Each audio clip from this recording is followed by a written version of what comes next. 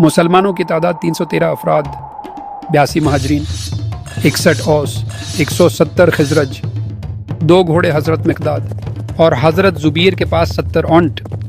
ایک اونٹ پر 3 سے 4 افراد باری باری سوار ہوتے تھے۔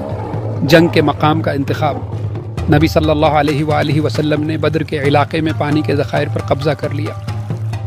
حضرت حباب بن منذر رضی اللہ عنہ نے مشورہ دیا کہ پانی کے کنویں ہمارے پیچھے ہوں تاکہ دشمن کو پانی نہ مل سکے۔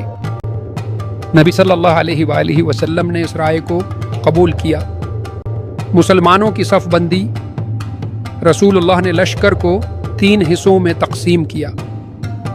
مہاجرین کی قیادت حضرت علی نے اور اس کی قیادت حضرت سعد بن معاذ نے، خزرج کی قیادت حضرت حباب بن منذر رضی اللہ عنہ۔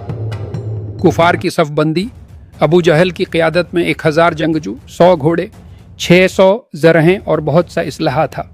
قریش کے بڑے سردار ابو جہل، عتبہ بن ربیعہ، شیبہ بن ربیعہ، ولید بن عتبہ۔ جنگ کا آغاز 2 بدو مقابلے سے ہوا۔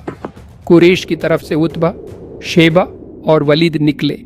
مسلمانوں کی طرف سے حضرت حمزہ، حضرت علی اور حضرت عبیدہ رضی اللہ عنہ نکلے۔ حضرت حمزہ نے شیبہ کو قتل کیا، حضرت علی نے ولید کو قتل کیا، حضرت عبیدہ نے عتبہ کو زخمی کر دیا لیکن خود بھی زخمی ہوئے۔ حضرت علی اور حضرت حمزہ نے عتبہ کو قتل کر دیا۔